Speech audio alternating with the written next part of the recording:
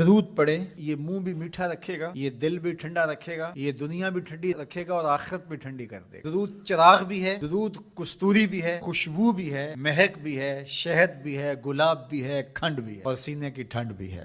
और रहीम ने दो सिफ्तें बयान की, तवज्जो हो, एक उसकी सिफ्त है गालिब और एक उसकी सिफ्त है रहीम। उलमा कहते हैं कि इसका माक़बल से ताल्लुक़ है।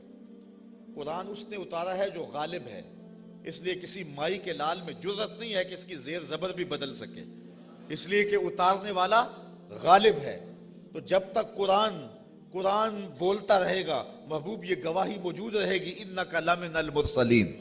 सारा ज़माना इनकार भी करता रहे, कुरान की बोली तेरी गवाही पेश करती रहेगी।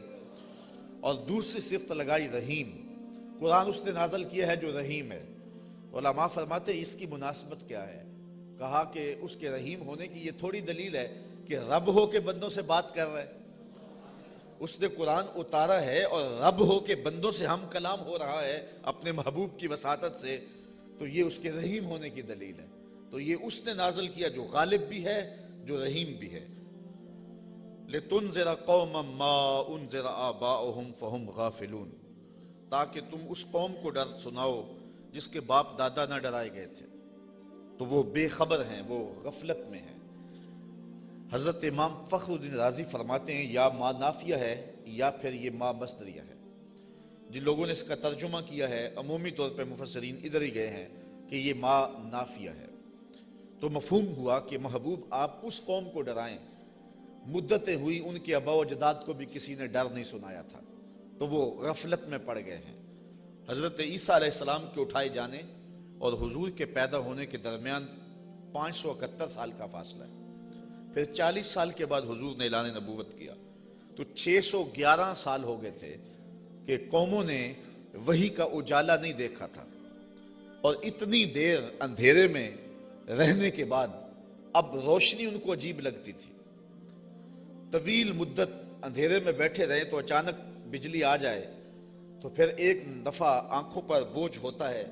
तो जो इतना अरसा कुफर के जुल्मत कदे में रहे और अंधेरों से निभा करना उनका मिजाज बन गया और वो उनकी फितरत बन गई, जब वही का उजाला चमका तो वो इनकार तो करेंगे, क्योंकि वो उनकी तबा के अंदर रच बस गया है अंधेरा।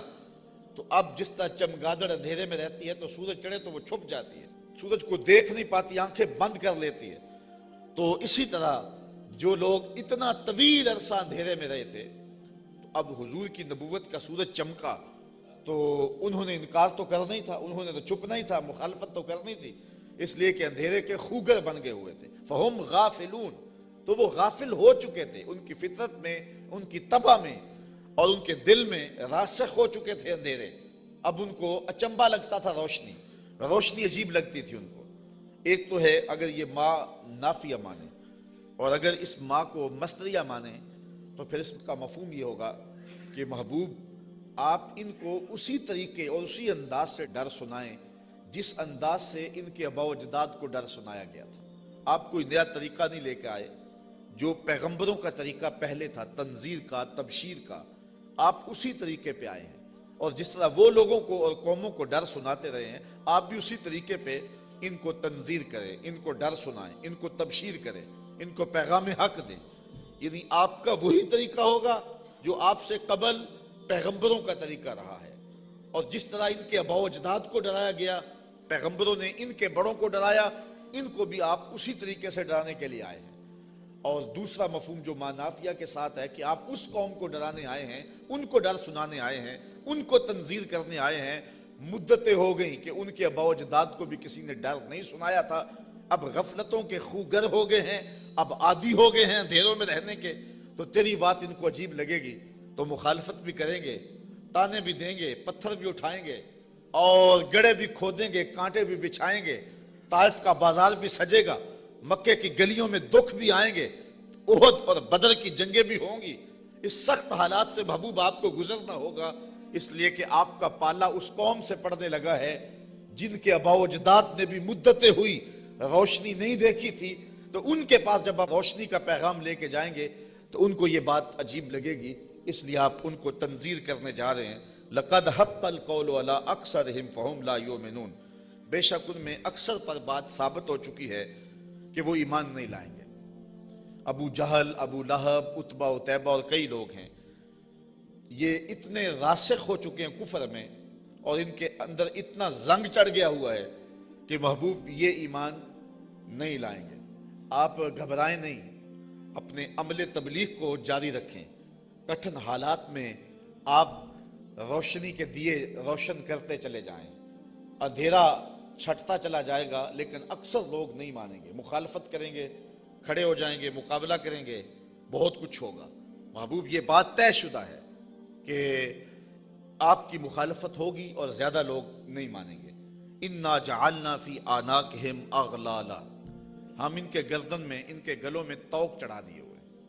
حضرت مولا کائنات سیدنا علی المرتضیٰ رضی اللہ تعالیٰ عنہ اپنے ان دونوں ہاتھوں کو یوں جوڑ کر کے اپنی گردن کے نیچے رکھا، تو جب گردن کے نیچے رکھا تو سر اوپر اٹھ گیا، تو فرمایا جس طرح گردن کے نیچے ہاتھ رکھنے سے گردن تن جاتی ہے اور سر اوپر اٹھ جاتا ہے، اللہ نے کافروں کے گلے میں یوں طوق چڑھا دیے ہیں کہ ان کی گردنیں اوپر کو اٹھی ہیں اور وہ چڑھتے ہوئے سورج نبوت کا دیکھ ہی نہیں سکتے ہیں۔ اچھا آگے لفظ بھی فرمایا فَهِيَ إِلَى الْأَذْقَانِ، اور وہ ٹھوڑیوں تک چڑھے ہوئے ہیں۔ فَهُمْ مُقْمَحُونَ، مقمحون عربی میں ایسے اونٹ کو کہتے ہیں کہ جس کو کھینچ لیا جائے، جس کی گردن کھینچ لی جائے اور وہ نیچے بھی نہ دیکھ سکے، دائیں بائیں بھی نہ گردن موڑ سکے، آنکھیں تاڑے لگ جائیں اور گردن اوپر کو اٹھی ہو، نیچے سبز چارہ بھی ہو تو اسے دکھائی نہ دے، اس کو کہتے ہیں ایبالن مقمحن، ایسا اونٹ کہ جس کی گردن اٹھی ہوئی ہے۔ اللہ کہتا ہے فہم مقمحون، یہ بھی مقمحون ہیں، ان کی گردنیں بھی اوپر کو اٹھ گئی ہیں، اس لیے محبوب نے کچھ سجائی نہیں دے رہا۔ مزید یہ وَجَعَلْنَا مِن بَيْنِ أَيْدِيهِمْ سَدًّا وَمِن خَلْفِهِمْ سَدًّا، ہم ان کے آگے بھی دیوار کر دی ہے، ان کے پیچھے بھی دیوار کر دی، دو دیواریں چن دی آگے پیچھے۔ فَأَغْشَيْنَاهُمْ، اور پھر ان کے منہ کے اوپر خول چڑھا دیے، فَهُمْ لَا يُبْصِرُونَ، تو وہ نہیں دیکھ سکتے۔ مجھے بتاؤ کہ آگے بھی دیوار ہو، پیچھے بھی دیوار ہو، منہ کے اوپر کپڑا خول چڑھا ہوا ہو اور نظر تاڑے لگی ہوئی ہو، گردن اٹھی ہوئی ہو، گلے میں طوق ہو، تو چڑھتا ہوا سورج دکھائی دے گا؟ چمکتا ہوا چاند نظر آئے گا؟ ٹمٹماتے ہوئے ستارے سجھائی دیں گے؟ کہا محبوب ان کی حالت بھی یہ ہے، تیری نبوت کا سورج تو چمک رہا ہے، انہیں دکھائی نہیں دے رہا ہے، اس لیے کہ یہ اس اندھیرے میں پھنس گئے ہوئے ہیں۔ مفسرین نے یہ بھی لکھا ہے کہ کچھ کافر، ابو جہل، نضر بن حارث اور باقی، پتھر لے کے حضور کو مارنے کے لیے، حضور کو اذیت دینے کے لیے گئے تھے، لیکن پھر اس طرح ان کی گردن اٹھ گئی اور ہاتھ ان کے ٹھہر گئے، اور کسی نے دیکھا کہ ایک بیل ہے جو اس کے اوپر حملہ کرنے والا ہے، تو ان کی حالت کو بیان کیا گیا ہے۔ اللہ فرماتا ہے وہ دیکھ نہیں سکتے۔ وَسَوَاءٌ عَلَيْهِمْ أَأَنذَرْتَهُمْ أَمْ لَمْ تُنذِرْهُمْ لَا يُؤْمِنُونَ، اب برابر ہے کہ آپ ان کو ڈرائیں یا نہ ڈرائیں، یہ ایمان نہیں لائیں گے، اس لیے کہ اندھیرے جم گئے ہوئے ہیں۔ اب یہاں ایک سوال پیدا ہوتا ہے، اور وہ یہ کہ جب اللہ نے ان کو ایسا کر دیا ہوا ہے تو اب اگر ایمان نہیں لاتے ہیں تو پھر ان کا کیا قصور؟ کیونکہ اتنا طویل عرصہ نبی نہیں آئے، پیغمبر نہیں آئے، اندھیروں میں یہ خوگر ہو گئے، تو کہا نہیں ایسی بات نہیں ہے۔ بات یہ ہے کہ پیغمبر جب آئے تو انہوں نے تکذیب کر کے، پیغمبر کی توہین کر کے، نبی رحمت کی تضحیق کر کے، حضور کا انکار کر کے، اذیتیں دے کے اپنے لیے ایسا ماحول پیدا کر دیا کہ اللہ نے پھر ان کے دلوں پہ زنگ چڑھا دیے۔ اب یہ کچھ دیکھ نہیں سکتے، تو یہ نہیں تھا کہ ان کو روشنی دی نہیں گئی تھی، ان کو اجالا فطرتاً بھی دیا گیا تھا، انہوں نے اسے بھی مسخ کر لیا، اور ان کو روشنی پیغمبر رحمت کے ذریعے سے بھی آئی تھی، انہوں نے اس کا بھی انکار کر دیا۔ اب اس حالت میں پہنچ گئے پیغمبر کی توہین کی وجہ سے کہ رب کی غیرت بھی جوش میں آئی، رب نے دیواریں چن دی، اب کچھ دکھائی دے نہیں رہا۔ یار اس سے بڑھ کر کیا بات ہے کہ چاند ٹکڑے ہو کے قدموں میں آئے اور یہ پھر بھی نہ مانے، سورج پلٹ کے اثر کے وقت پہ آئے، یہ پھر بھی نہ مانے، ابو جہل مٹھی میں کنکر لے کے آئے اور کہے آپ اللہ کے رسول ہیں، بتاؤ میری مٹھی میں کیا ہے، تو حضور بول کے کہیں میں بتاؤں یا جو مٹھی میں وہی بتا دے، تو اب بھی وہ نہ مانے اور کہے ھذا من سحر ابن ابی کبشہ، یہ ابو کبشہ کا جادو ہے جو سر چڑھ کے بول رہا ہے۔ تو یہ ان کے آگے پیچھے دیواریں نہیں ہیں تو اور کیا ہے، ورنہ اتنے واضح دلائل دیکھنے کے باوجود بھی ان کو نظر نہیں آ رہا، یا رشتہ دار بھی ہیں لیکن نظر نہیں آ رہا، پاس بیٹھتے بھی ہیں نظر نہیں آ رہا، اور بلال حبشے سے دیکھ رہا ہے، سلمان کو فارس سے دکھائی دے رہا ہے، اور صہیب کو روم سے نظر آ رہا ہے۔ کول ہندیاں بھی کہیں اپنا نہ جانے، دل والے آکھیا دلدار آگے۔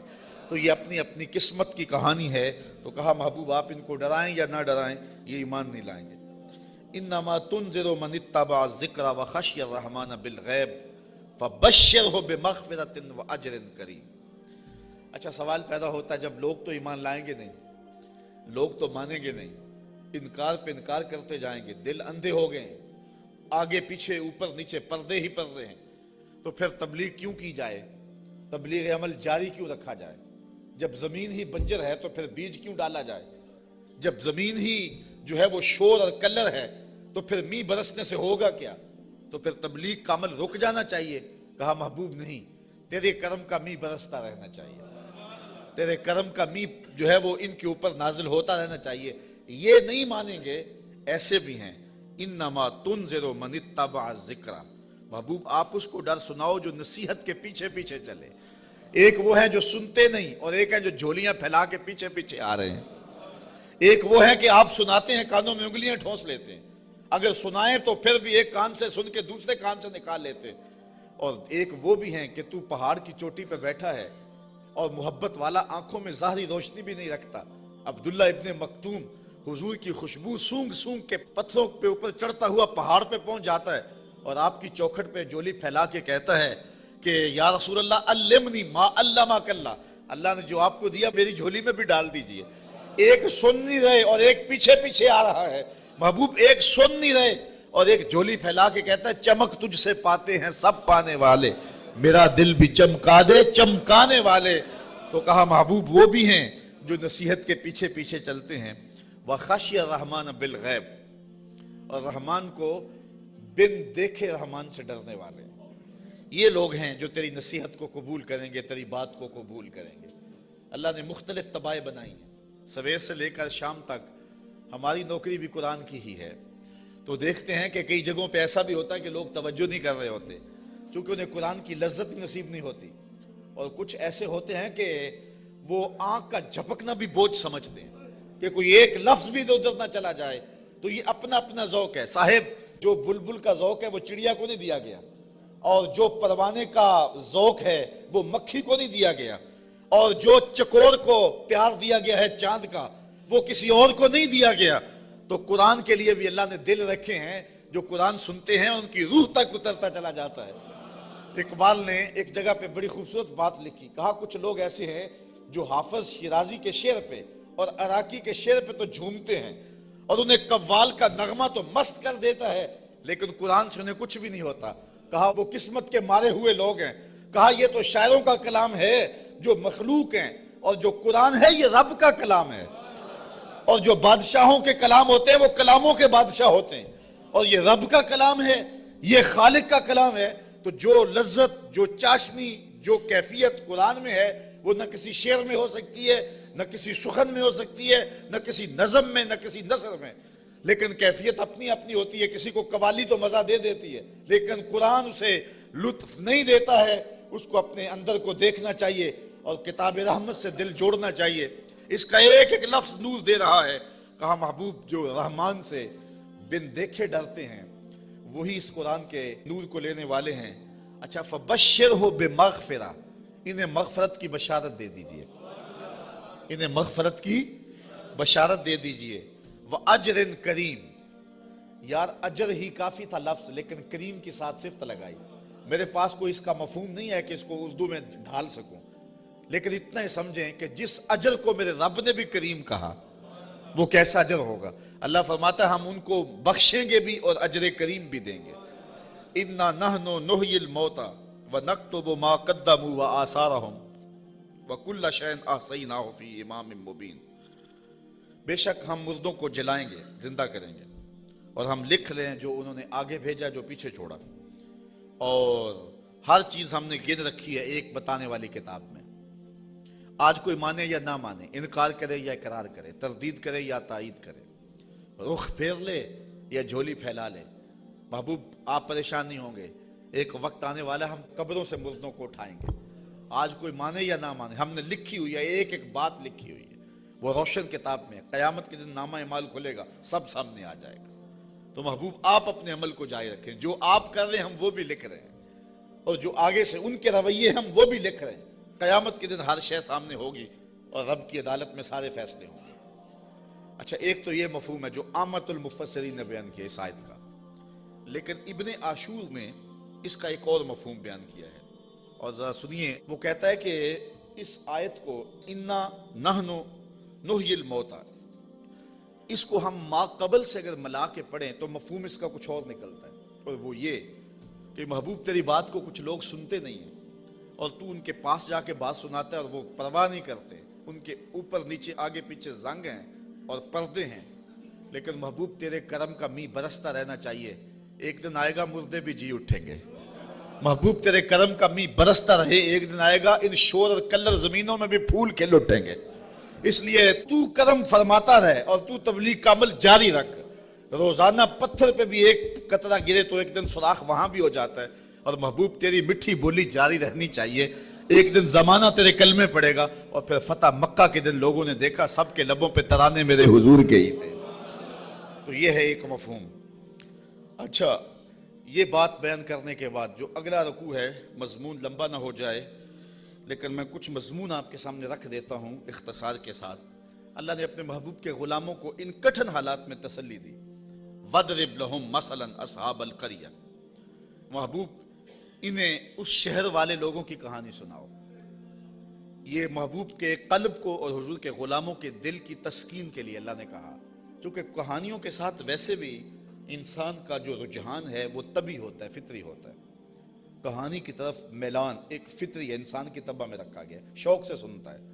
کسی زمانے میں شام کو بچے دادی اماں کے بستر میں گھستے تھے کہ اس سے کہانیاں سننی ہیں, اور دادی اماں اپنی روایات, اپنا کلچر, اپنی تہذیب, اپنا تمدن اور اپنی خاندانی روایات اس کہانی کے اندر سمو کر کے ان بچوں کو اخلاقیات کا درس, اپنے مذہب کا درس اور اچھائیوں کا درس اور تقوی کا درس اس ایک کہانی میں رکھ کے ان کو دیا کرتی تھی. اور وہی ہمارا کلچر تھا, وہی ہماری تہذیب تھی, اور وہ اپنی روایات کو نئی نسل میں منتقل کر کے جاتی.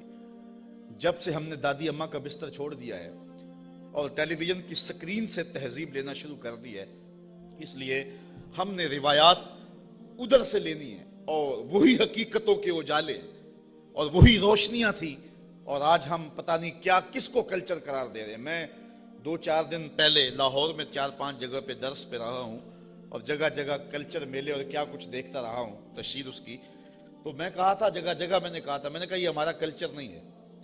جو ماہرین ہیں اور جو فنون والے ہیں وہ کہتے ہیں کہ جو کلچر ہوتا ہے کسی بھی قوم کا, اس پر جغرافیے کی اور مذہب کی چھاپ ضرور ہوتی ہے. یہ کبھی نہیں ہو سکتا کہ کسی قوم کا کلچر, اس کی تہذیب اس کے جغرافیے سے اور اس کے معتقدات سے, اس کے عقائد سے ہٹ کر ہو. تو یہ سارتا پا برہنہ کلچر, یہ ہمارا کلچر نہیں ہو سکتا, نہ مشرقی کلچر نہ حجازی کلچر. ہمارا کلچر مغرب کی ہواؤں سے نہیں پھوٹتا, مدینے کی فضاؤں سے پھوٹتا ہے. اپنی ملت کا قیاس اقوام مغرب سے نہ کر, خاص ہے ترکیب میں تجھے قوم رسول ہاشمی. آج جو کلچر ہمیں دیا جا رہا ہے وہ قطعاً ہماری روایات نہیں ہے, ہمارا کلچر نہیں ہے, ہمارا تمدن نہیں ہے, ہماری تہذیب نہیں ہے. تو بہرحال دادی اماں سے وہ کہانیاں سننا, یہ شوق اور رجحان یہ فطری ہے. تو اللہ تعالیٰ نے قرآن مجید میں کئی کہانیاں ہماری ہدایت کے لیے بیان کی ہیں, اور یہ کہانی بھی وَضْرِبْ لَهُمْ مَثَلًا أَصْحَابَ الْقَرْيَةِ, محبوبی نے اس بستی کے لوگوں کی کہانی سنائی. وہ ایک بستی تھی جس کا نام تھا انطاکیہ, اور یہ شام کے غربی علاقے میں واقع ہے. وہاں اللہ نے 2 رسول بھیجے ان لوگوں کی ہدایت کے لیے. خوشحال بستی تھی, اللہ نے 2 رسول بھیجے, انہوں نے دونوں کا انکار کر دیا. اللہ نے ان کی تائید کے لیے تیسرا رسول بھیجا, انہوں نے اس کا بھی انکار کر دیا. حتیٰ کہ ان نبیوں کی تکذیب کی, انہیں گالیاں دی, اور پتھر لے کر ان نبیوں کو شہید کرنے پر آمادہ ہو گئے. جب نبیوں کو قتل کرنے لگے تو شہر کے ایک کنارے پر ایک شخص رہتا تھا. اسے جب پتہ چلا کہ یہ نبیوں کو قتل کر رہے ہیں میری قوم کے لوگ, تو تھا تو وہ مسکین آدمی، لیکن اس کے دل میں جذبہ جاگا، وہ وہاں سے دوڑتا ہوا آیا اور اپنی قوم کو کہنے لگا تم قتل کرنے لگے ہو، میں کہتا ہوں ان کے قدم چومو۔ تو وہ جتنے پتھر تھے ان نبیوں پر برسنے کے لیے آمادہ تھے وہ اس شخص پہ برس گئے، اور پھر وہ شہید ہو گیا۔ پھر اس کی لاش سے آواز کیا آئی؟ یہ قرآن کی بولی ہے۔ ذرا توجہ کر لیں، میں اس کی تفصیلات میں تو نہیں جاؤں گا، لیکن اختصار کے ساتھ مضمون آپ نے سن لیا۔ اب قرآن کا لہجہ دیکھیے۔ وَضْرِبْ لَهُمْ مَثَلًا أَصْحَابَ الْقَرْيَةِ، محبوب نے اس بستی کے لوگوں کی کہانی سنائیے۔ اِذْ جَاءَهَا الْمُرْسَلُونَ، جن کے پاس رسول آئے۔ اِذْ أَرْسَلْنَا إِلَيْهِمُ اثْنَيْنِ، ہم نے ان کی طرف دو رسول بھیجے۔ فَكَذَّبُوهُمَا، اس قوم نے ان دونوں کی تکذیب کر دی۔ فَعَزَّزْنَا بِثَالِثٍ، ہم نے تیسرا بھیجا۔ فَقَالُوا إِنَّا إِلَيْكُمْ مُرْسَلُونَ، ان رسولوں نے کہا کہ ہم تمہاری جانب رسول بن کے آئے ہیں۔ قالوا، قوم نے کہا، ما انتم الا بشر مثلنا، تم تو ہمارے جیسے بشر ہو۔ یہ بدبخت اور بد نصیب قوموں کا مزاج رہا ہے کہ پیغمبروں سے روشنی اور نور لینے کی بجائے ان کو بشر کہہ کے ان کی رحمتوں سے اور ان کے دامن سے پھوٹتی ہواؤں سے اور ان کے سینے سے نکلتی شعاؤں سے اور ان کے من سے وابستہ روشنیوں سے اپنے آپ کو محروم کر لیتے ہیں، اور ان کا چلنا پھرنا اور ان کا اٹھنا بیٹھنا، ان کا شادی اور نکاح کرنا اور ان کا بال بچوں میں رہنا اور ان کا بازار میں آنا جانا، اس کو وہ کہتے ہیں کہ یہ اگر نبی ہوتے تو یہ کیوں ہوتا۔ یہ عجیب بات ہے، ان کی عظمتوں کے پہلوؤں کو چھوڑ کے نظر یہاں رکھ دیتے ہیں، حالانکہ یہ بھی انسانیت کے نمونے کے لیے اور ہدایت کے لیے ہوتا ہے۔ یہاں میں بہت لمبی بات نہیں کروں گا، اگرچہ یہ عنوان ایک لمبی گفتگو کا متحمل ہے۔ ایک بات کروں گا کہ اصل بدبختی ہے لوگوں کی۔ ہمارے بزرگ فرمایا کرتے تھے، تم نے حلیمہ کی بکریوں کے پیچھے پیچھے دیکھا، سدرہ پر جبریل کے آگے آگے نہیں دیکھا۔ بس جو یہاں نظر جما لے تو وہ محروم ہو جاتا ہے، اور جو اس سمت کو دیکھے تو وہ روشنیاں پا جاتا ہے۔ اچھا، دوسری بات، اور وہ آپ کی توجہ کے لیے، کہ ایک طرف اس قوم کا رویہ یہ ہے اور کافروں کا یہ مزاج رہا ہے کہ وہ نبیوں کو بشر کہہ کے ان کو رسول ماننے سے انکار کر دیتے ہیں۔ زندہ اور جاوید انسانوں کو، متحرک اور فعال ہستیوں کو، وہ زندہ اور جاوید انسانوں کو بشر کہہ کے نبی ماننے سے، رب کا بھیجا ہوا ماننے سے، رب کا فرستادہ ماننے سے انکار کر دیتے، اور دوسری جانب صنم خانوں کے مردہ پتھروں کو خدا مان لیتے۔ ذرا ان کا تفاوت دیکھیے، نہ مانے تو زندہ اور جاوید انسانوں کو نبی بھی نہ مانے، اور ماننے پہ آ جائیں تو ہاتھوں سے تراشے ہوئے پتھر کے جو ہے وہ بت اور مٹی کے بنے ہوئے مادوں کو خدا بھی مان لیں۔ تو یہ کیا تفاوت ہے کہ ایک طرف یہ نبیوں کو، زندہ اور متحرک انسانوں کو نبی بھی نہ مانے، اور دوسری جانب پتھروں کو خدا بھی مان لیں۔ تو اصل یہ نفسیاتی پرابلم تھا، اور یہ قوموں میں ہر دور میں موجود رہا ہے۔ سادہ سا جواب ہے، یہ لمبی یہاں بھی بحث چاہیے، لیکن سادہ سا جواب ہے کہ صنم خانوں کے مردہ پتھروں کو ماننے میں مفادات پہ زیادہ نہیں پڑتی۔ انسان کی زندگی میں وہ مردہ پتھر اور بت دخل اندازی نہیں کرتے، انسان کی انا پر چوٹ نہیں لگاتے۔ ایک پجاری زانی ہو، شرابی ہو، ڈاکو ہو، جو مرضی کرے، کبھی پتھروں نے بول کے نہیں کہا کہ یہ کیا کر رہے ہو، ہمیں بھی پوچھتے اور یہ کیا رویے رکھے ہوئے۔ ان کی جھوٹی انا کا بت بھی پلتا رہتا اور وہ سجدے بھی کرتے۔ تو بتوں کو ماننے سے ان کو اپنی زندگی بدلنی نہیں پڑتی تھی، اپنے رویے بدلنے نہیں پڑتے تھے، اور ان کی سوچوں پر کوئی پہرا نہیں تھا، ان کے خیالوں پر کوئی قدغن نہیں تھی، طرز حیات پر کوئی دخل نہیں تھا، اس لیے بتوں کو ماننے میں کوئی پریشانی نہیں تھی۔ اور نبیوں کو ماننے کا مقصد یہ تھا کہ سر سے لے کر پاؤں تک، زندگی کے ایک ایک لمحے کو، معاشرت سے لے کر کے نجی زندگی سے لے کے سیاسی زندگی تک سب کچھ بدلنا پڑتا تھا، اور اپنی خواہشات کے جنازے کندھوں پہ اٹھا کے دفن کرنے کے بعد پھر نبیوں کے قدم چومنے پڑتے تھے۔ اس لیے نبیوں کو ماننے میں پرابلم تھا اور بتوں کو ماننے میں کوئی پرابلم نہیں تھا، اس لیے کہ بتوں کو ماننے میں کوئی مفادات پہ زیادتی نہیں پڑتی تھی، اور نبیوں کو ماننے کا مقصد یہ تھا پھر اپنی خواہش چھوڑنی پڑتی تھی۔ تیرے ہندیاں سندیاں محبوبہ، میں کافر ہوں جے میں ہوں، پھر تو اپنا آپ چھوڑنا پڑتا تھا نا۔ اس لیے وہ انسانوں کو نبی ماننے کے لیے تیار نہیں تھے اور پتھروں کو خدا ماننے کے لیے آمادہ ہو جاتے۔ آج بھی یہ نفسیات ہمارے اندر بھی پائے جاتے ہیں۔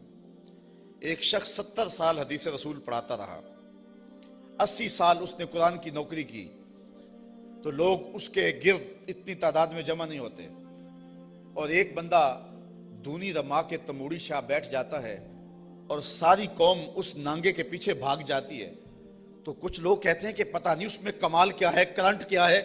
صاحب بات کرنٹ کی نہیں ہے، مفادات پہ زد نہیں پڑتی، اور اس شخص کے پاس آنا ہے تو زندگی بدلنی پڑتی ہے۔ اس لیے ان مردوں کو ماننے میں حرج نہیں ہے، اور ان فعال اور زندوں کو ماننے میں اپنی خواہشات کا جنازہ اٹھانا پڑتا ہے۔ لہذا انسان کا رجحان ادھر نہیں ہوتا ہے، انسان کا رجحان ادھر ہوتا ہے۔ یہ ایک انسان کی فطرت ہے۔ اس بات کو سمجھانے کے لیے میں آپ کو ایک بات سناؤں گا۔ میرا ایک دوست ہے پرانا، تو بچپن میں جن سے تعلق رہا ہو تو وہ کم ہی کسی کے لیے اعتقاد کا رشتہ رکھتے ہیں، لیکن یہ اللہ کا فضل ہے کہ میرے لیے اس کے دل میں بڑی محبت، حتیٰ کہ میرے ساتھ اس کا روحانی تعلق بھی ہے۔ تو اس کا ایک دوسرا دوست ہے، اور وہ میرا بھی دوست، اور وہ بہت زیادہ پڑھ لکھ بھی گیا ہے اس کی طرح۔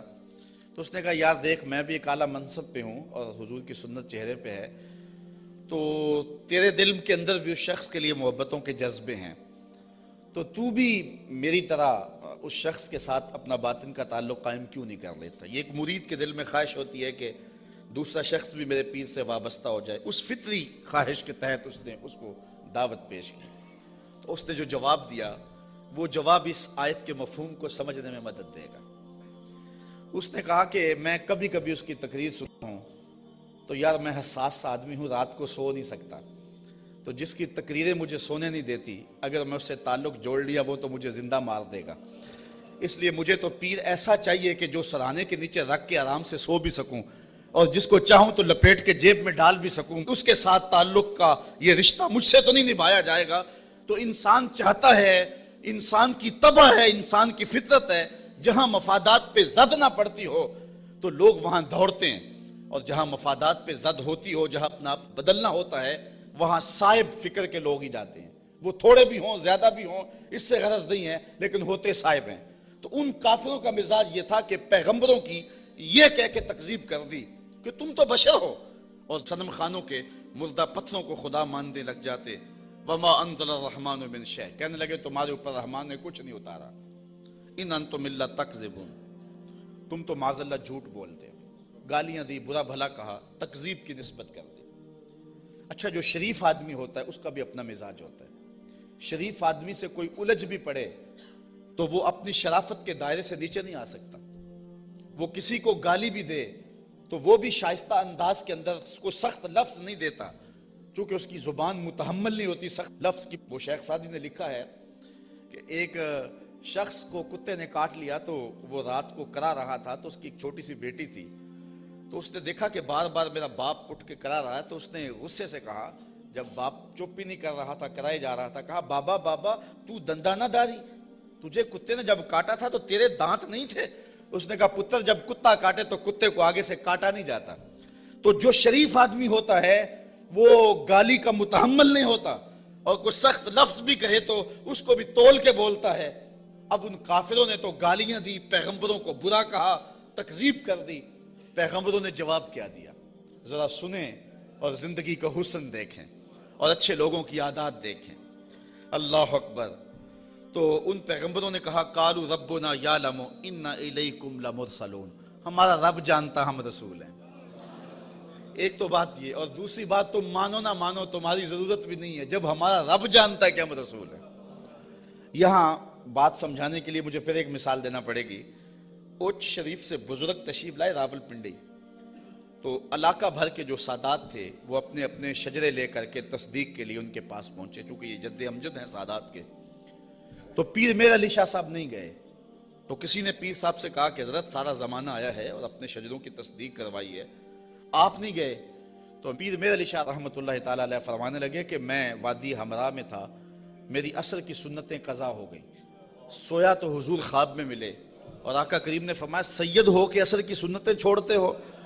تو کہا میرے لیے یہ سند ہی کافی ہے کہ حضور نے کہہ دیا سید ہو کے اثر کی سنتیں چھوڑتے ہو. جب حضور نے سید کہہ دیا اب مجھے کسی اور کی تصدیق کی لوڑ ہی نہیں ہے. تو کہا تم مانو نہ مانو ہمارا رب کہتا ہے کہ ہم رسول ہیں. یہی سند کافی ہے کہ ہمارا رب کہہ رہا ہے کہ ہمیں رسول ہے. اچھا اگر آپ کی توجہ ہو تو اس سے ایک اور بات میں آپ کے سامنے رکھنا چاہوں گا. جو سچا آدمی ہوتا ہے اس کی طبع کے اندر ایک اطمینان ہوتا ہے, اور جو جھوٹا آدمی ہوتا ہے اس کو کبھی بھی سکون نہیں ملتا. وہ سیاست کے روپ میں ہو, وہ مشائخ کے روپ میں ہو, وہ عالم کے روپ میں ہو, وہ کسی اور بھی روپ میں ہو, اس نے ایک جماعت رکھی ہوتی ہے اپنی تعریف و توصیف کروانے والی. بھنڈ قسم کے لوگ اس کے ساتھ ہوتے ہیں جو زمین سے آسمان تک اس کو اٹھا کے لے جاتے ہیں. چونکہ بڑا تعلق مذہبی طبقے سے ہے, ہم دیکھتے ہیں کہ بعض لوگوں کو انہوں نے اپنے ساتھ بھنڈ قسم کے مولوی رکھے ہوئے ہوتے ہیں جو انہیں قطب زماں تو غوث زماں پتہ نہیں کیا کیا کہہ رہے ہوتے ہیں, لیکن ہم ان لوگوں کے چہروں پہ دیکھتے ہیں ان کے اندر چور بول رہا ہوتا ہے. اور اسی طرح جس طرح جھوٹا آدمی اس کا سارا زمانہ بھی تعریف کرے تو اسے تو پتہ ہوتا ہے, تو وہ اندر جو ضمیر ہے اس کا ملامت کرتا ہے اور اس کی پیشانی پہ کچھ لکھا ہوتا ہے جو بصیرت والے لوگ پڑھتے ہیں. اسی طرح جو سچا آدمی ہوتا ہے سارا زمانہ مخالفت بھی کرے اور زمانہ گالیاں بھی دے, سچ اس کی پیشانی پہ بول رہا ہوتا ہے. اسے کوئی ضرورت نہیں ہوتی کہ کوئی مجھے کہے کہ تو اچھا ہے, سارا زمانہ مخالف بھی ہو جائے اسے یہ پرواہ نہیں ہوتی. انہوں نے کہا تم مانو یا نہ مانو ربنا یعلم, ہمارا رب جانتا ہے کہ ہم اس کے رسول ہیں. تمہارے سے ڈگری لینے کی ہمیں ضرورت بھی نہیں ہے, ہمارا رب جانتا ہے کہ ہم رسول ہیں. وما علینا الا البلاغ المبین. انہوں نے کہا ہمارا اتنا کام تھا وہ ہم نے کر دیا, ہمارا کام تھا تبلیغ کرنا اور وہ کھلی تبلیغ ہم نے کر دی. یہ آپ ہر خطیب سے سنتے, جب تقریر ختم ہوتی ہے تو آخر میں کہا جاتا ہے وما علینا الا البلاغ المبین. تو یہاں میں ایک جملہ کہنا چاہوں گا, اگر کوئی شخص قرآن و حدیث بیان کرنے کے بعد کہے وما علینا الا البلاغ المبین پھر تو بات جچتی ہے, اور اگر کوئی 1 گھنٹہ لطیفے سنانے کے بعد اور جغت بازی کرنے کے بعد لوگوں کی پگڑیاں اچھالنے کے بعد پھر کہے وما علینا الا البلاغ المبین تو بھلا بات جچے گی؟ بات تو تبھی جچے گی جب ان پیغمبروں کے مشن کو ادا کرے اور پھر کہے وما علینا الا البلاغ المبین.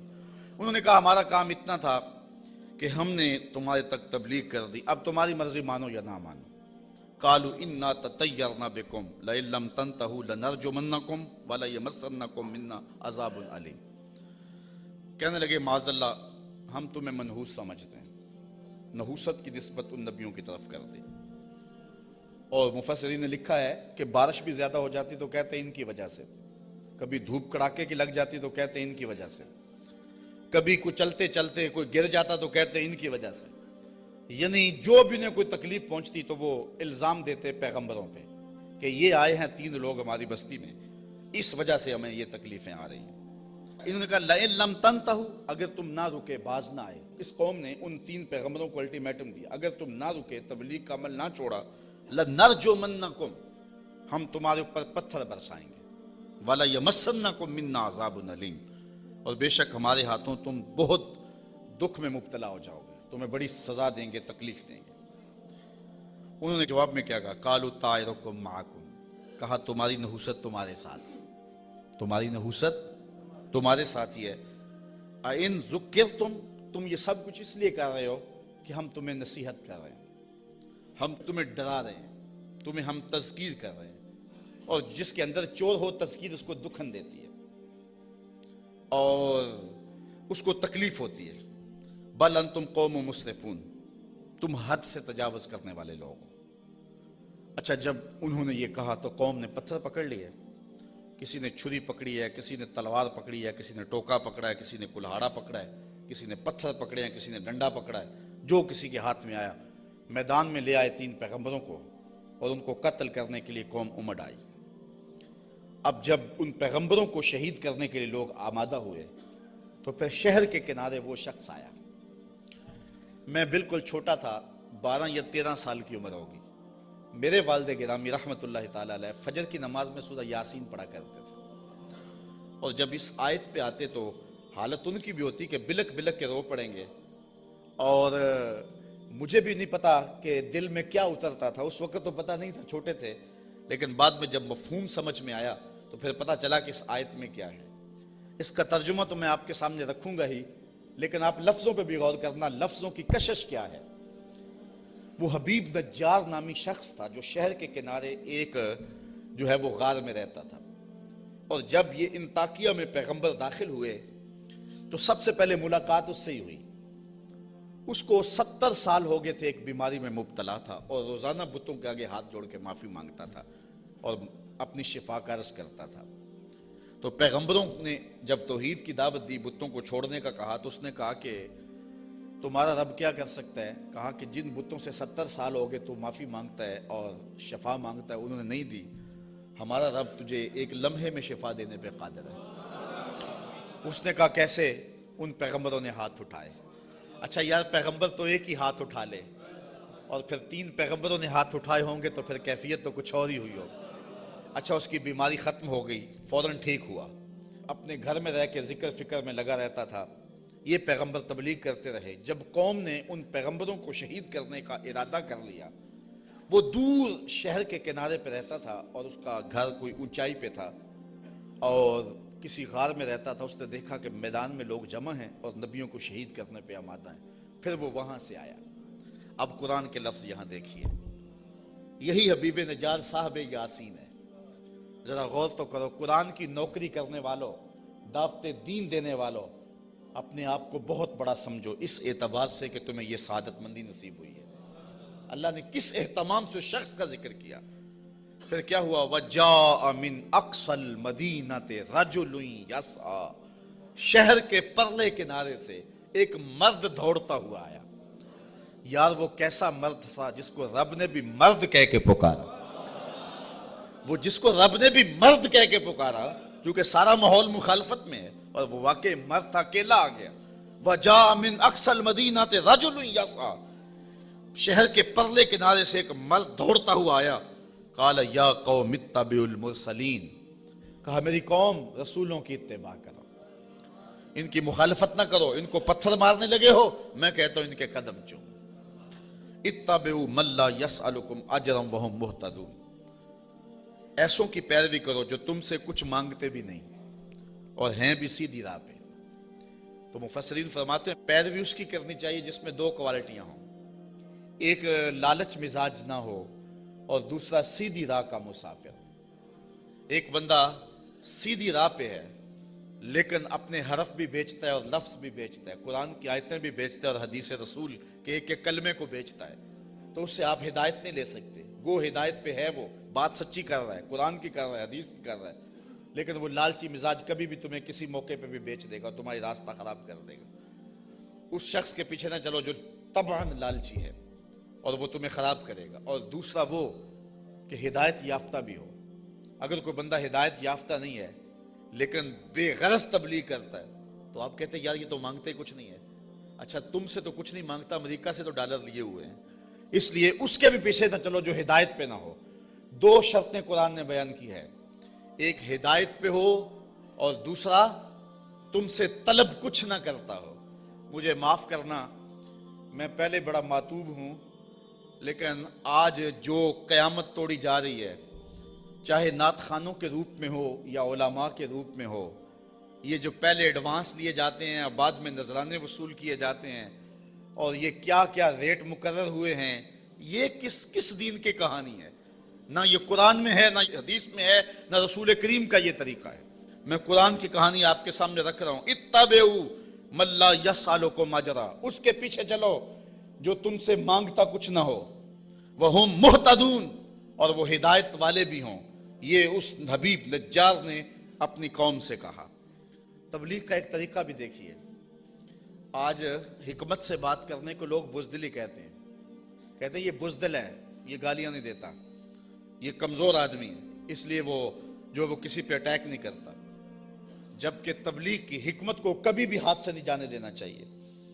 مجھے بتاؤ کہ سارا مجمع مخالف ہے اور سارا زمانہ دشمن ہے، اور جو اکیلا ہی اپنی غار سے نکل کے آیا وہ بزدل تھا یا دلیر تھا؟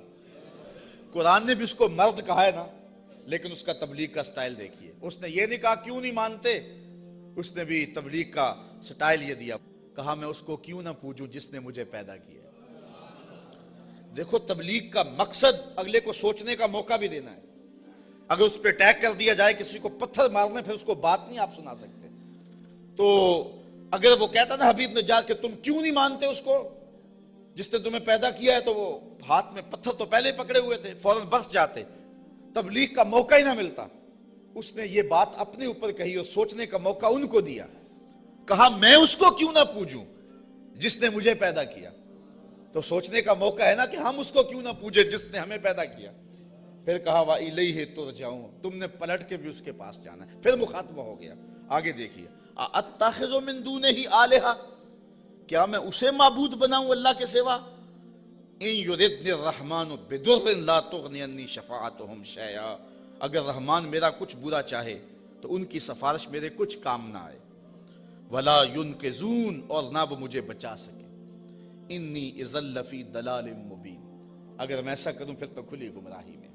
سب کچھ اپنے اوپر اس نے کہا. اگر ایسا کروں، میں نہ مانوں تو پھر، حالانکہ وہ تو مانتا تھا لیکن اس نے بات اپنے پہ رکھی اور انہیں سوچنے کا موقع فراہم کیا. بہرحال حجت پوری کر لی. مبلغ کا کام تبلیغ حکمت سے کر لینا. اب کسی کی قسمت ہو مان لے، کسی کی قسمت ہو نہ مانے. جب یہ ساری بات اس نے کر لی، پھر اس نے کہا انی آمنت بربکم فاسمعون، میں تمہارے رب پہ ایمان لایا ہوں، سن لو.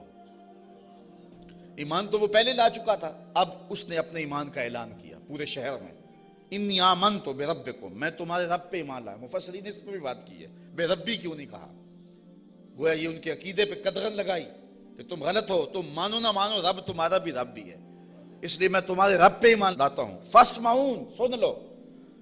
اچھا، جب اس نے یہ بات کہی نا تو وہ جتنے بھی پتھر نبیوں پہ برسنے پہ آمادہ تھے سارے اس پہ برس گئے. مفسرین نے بہت کچھ لکھا ہے. گڑھا کھود کے اس کے اندر ڈال کر کے اوپر سے ملبہ انڈھیل دیا.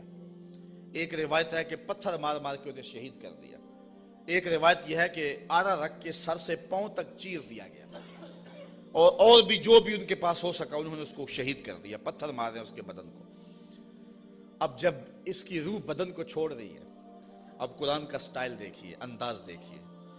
کی لدخل الجنہ، رب نے 8 دروازے کھول کے کہا جس دروازے سے آنا چاہتا ہے آ جا. جنت کے 8 دروازے میرے بندے تیرے لیے کھلے ہوئے. کیلا، اسے کہا گیا ادخل الجنہ، جنت میں آ جا. خوشبوئیں آ رہی ہیں جنت کی. حوریں جو ہیں وہ پھول لیے کھڑی ہیں، غلمان حاضر ہیں. اچھا، یہاں میں ایک بات کہنا چاہتا ہوں یار. وہ کسی نے کہا کہ مزہ تو مرندہ تب آئے کہ جب محبوب کے قدموں میں ہوں. کیسی شہادت تھی جس شہادت کے گواہ 3 نبی تھے. کیسا شہید تھا جس کی شہادت کے گواہ 3 پیغمبر تھے، اور پھر تبلیغ کرتے ہوئے شہید ہوا. اور پھر کتنا خوش نصیب ہے جس کو رب بھی کہہ رہا ہے جی آیا نو، جس کو رب بھی کہہ رہا ہے خوش آمدید. جنت کے دروازے کھلے ہیں. کی لدخل الجنہ، جنت میں آ جا. اچھا، یہ تو اللہ کی طرف سے ناز برداریاں تھی اپنے بندے کو.